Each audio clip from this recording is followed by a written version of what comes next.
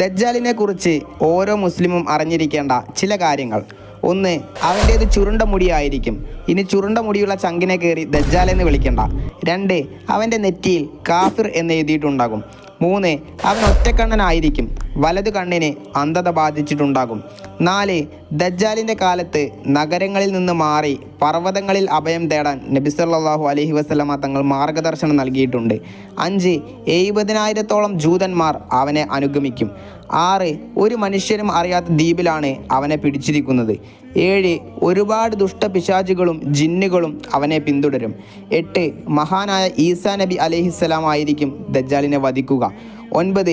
അവൻ ഇടതു കൈയിൽ സ്വർഗവും വലതു കൈയിൽ നരകവും കാണിക്കും. എന്നാൽ യഥാർത്ഥത്തിൽ വലതു കൈയിൽ സ്വർഗവും ഇടതു കൈയിൽ നരകവും ആയിരിക്കും ഉണ്ടാവുക. 10. ലോകം കണ്ടതിൽ വെച്ച് ഏറ്റവും വലിയ ഫിത്നയായിരിക്കും അവൻ്റേത്.